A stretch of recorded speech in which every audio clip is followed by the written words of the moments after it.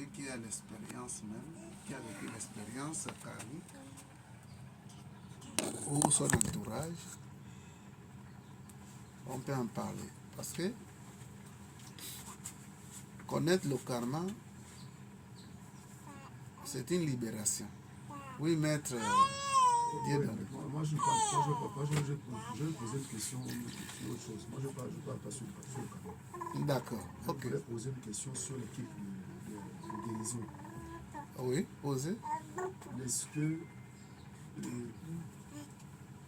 par exemple, quand tu veux créer ton équipe de guérison, est-ce que tu peux appeler tous les maîtres que tu désires, de ton choix?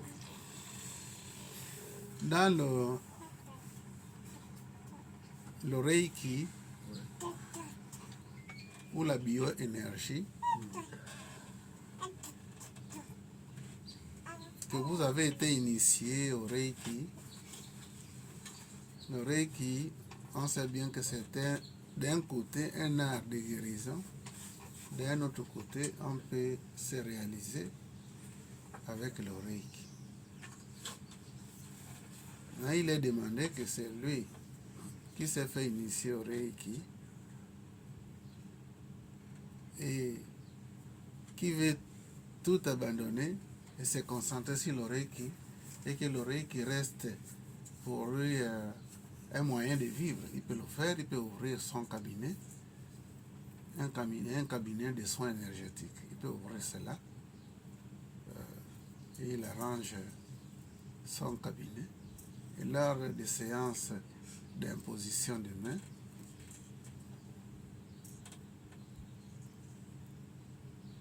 auparavant,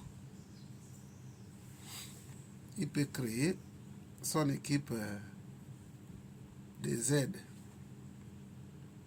son équipe de médecins cosmiques. Il peut inviter Jésus dans ça. Il peut inviter Saint-Germain. Il peut inviter Hilarion. Il peut inviter d'autres. Il peut inviter même les archanges. Et lorsqu'il fait son imposition de main, ces entités-là sont là pour l'assister. Oui, c'est bien possible. Parce que vous êtes assisté, vous êtes protégé pendant cette heure-là. Il faut savoir qu'il y a des gens que tu imposes les mains, qui ont des choses de force du mal en eux. Tu peux être toi-même contaminé. C'est comme quelqu'un qui fait l'exorcisme. Beaucoup de prêtres se sont mis des cordes au cou, ils se sont suicidés à cause de vouloir enlever de mauvais esprits à des personnes qui étaient endombrées par des esprits impurs. Donc le prêtre, le démon sort d'un corps et il est endombré. Lui-même devient victime.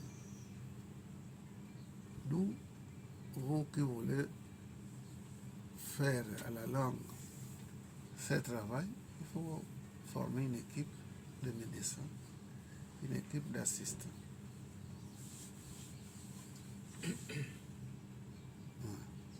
Une équipe d'assistance dans des circonstances pareilles. Sinon, si ce n'est pas ça, toi-même, tu peux devenir un jour victime.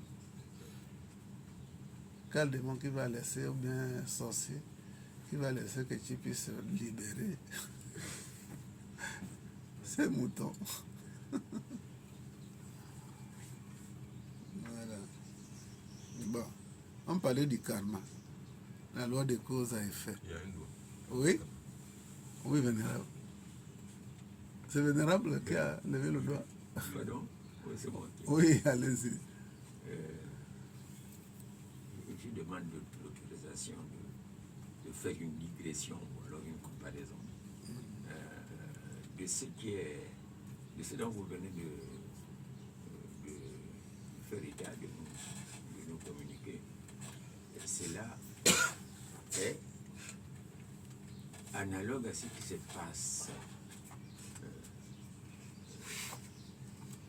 chez les Misoko. Les Misoko font exactement quelques nuances près la même chose. Voilà. Ouais. Maintenant, s'il y a une voix prépondérante pourrait soit me contredire, soit amener un élément nouveau de ce que je viens de communiquer sans rentrer dans un détail compromettant. Ouais.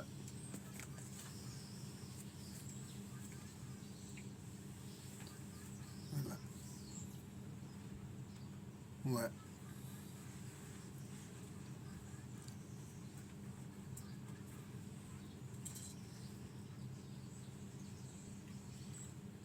On est dans le karma. Parce que je vous ai rappelé que le karma, c'est l'actualité même de tous les jours. Excusez-moi. Oui. Je demandais maître Wepoya, maître. Il faisait le Reiki, hein? Oui. Parce qu'il s'est immortalisé avec le Reiki. Ah, le chinois. Le chinois Wepoya. Oui. C'est le Reiki, non, maître? Oui.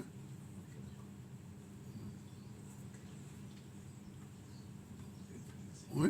Vénérable. Beaucoup de choses s'incrustent, se répandent, se diffusent selon la culture, selon l'environnement, selon des habitudes donc, et des prédispositions. C'est comme ça que si vous avez des prédispositions, vous avez été initié dans des approches, dans des contacts, comprendre très facilement le Reiki par exemple et autre chose. L'outil et puis avoir une flexibilité de l'esprit de pouvoir comprendre toutes ces choses-là et muter selon l'environnement, selon le besoin. Oui. Je suis confronté à telle chose, tiens, hop, je prends une formule de Reiki, attaque. Je suis buddhiste, je prends une formule, attaque. Et je m'aligne sans compromission. Et c'est là, on pourrait devenir ce que vous nous avez dit tout à l'heure concernant le karma, qui somme toute est une loi de conséquences. Loi de conséquences. C'est loi de conséquences. Cause, produit un effet. Ceci explique cela. Bah, si. Tout à l'heure, vous avez dit Jésus était un agitateur. Bon, il a été considéré comme tel. C'est la conséquence de ce que lui, il a fait, suivant cet environnement.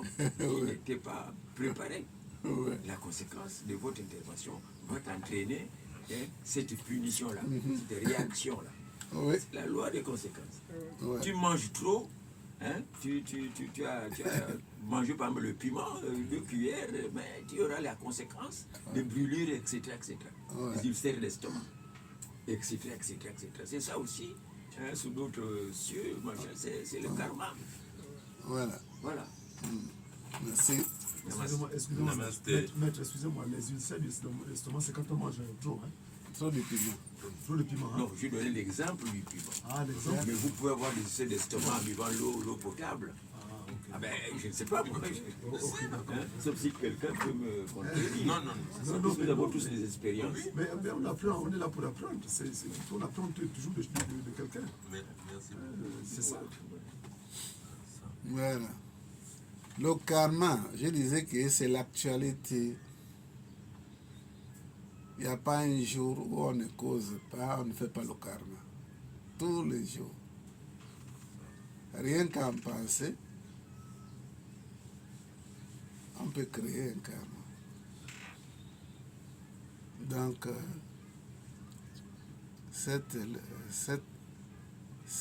loi ou principe est de l'actualité. Nous avons des problèmes aujourd'hui. Ces problèmes-là, des fois, ça vient depuis la nuit du temps.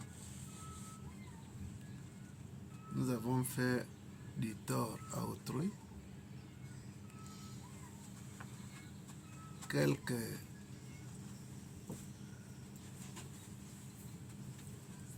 temps plus tard, ça peut être 1 an, 2 ans, 3 ans, ou même un siècle. Les seigneurs du karma qui sont les gestionnaires, ils nous envoient l'effet du karma que nous avons créé ou contracté. Donc nos problèmes d'aujourd'hui émanent d'un temps lointain. Tu vas te poser même la question que mais qu'est-ce qui m'arrive? Je n'ai jamais fait des actions si graves. Mais lorsque vous parlez comme ça, vous faites référence au présent. Oh, vous avez vraiment des vies et des vies. Un jour, à Libanden, un bébé de 5 mois qui était à la chambre couchée, sa mère faisait la lessive dehors. On entend le bébé pleurer et tout. Lorsque la maman va là-bas, ma soeur, elle trouve qu'il y avait un serpent Modouma, le serpent noir. Il l'a pris par la gorge ici. Le serpent noir, ça lui a pris ici le bébé.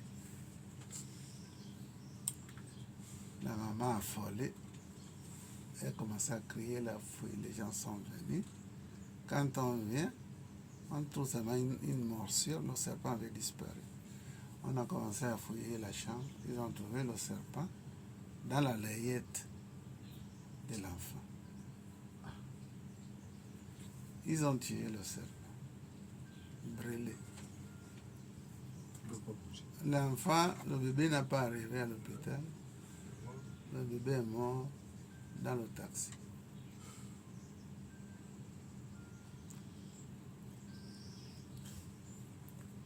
Alors cette expérience-là nous a laissé vraiment en train de se poser des questions, Comment un bébé peut être victime d'un serpent? Nous disons le plus souvent que les bébés sont innocents. Mais nous oublions que c'est une ancienne âme qui a vécu les vies et les vies et les vies. Il se peut que ce bébé-là, dans sa vie passée, avait pratiqué la magie noire. Et que c'est une femme qui manipulait les énergies négatives, envoyait les serpents partout faire des dégâts pareils. Quelques années, voilà, que ce bébé, cette vieille maman-là, ou cette femme-là, vient s'incarner dans cette vie présente. Qui tue par l'épée périt par l'épée. Donc, il se peut que c'est des conséquences de ces actions.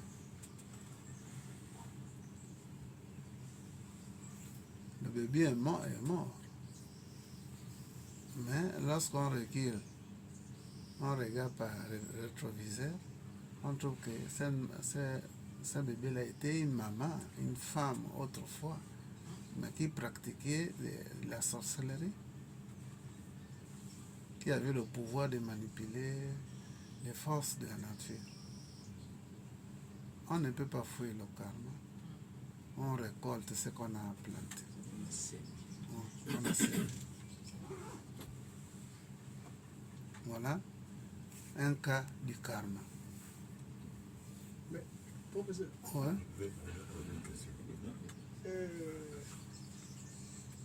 quand même, tout ça là, Dieu, il voyait ça qu'un serpent là va venir mordre l'enfant. Dieu voyait ça. Ouais. Dieu, il voyait. Il y a, Ouais. il y a un doigt.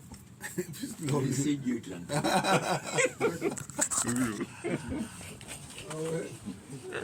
Excusez-moi. Non, non, Mais c'est Dieu qui un l'entend. peu bon. Il va pas. Parce que Oui. nous avons la responsabilité. On vient de vous dire. On vient de nous rappeler. Oui. Il a dit que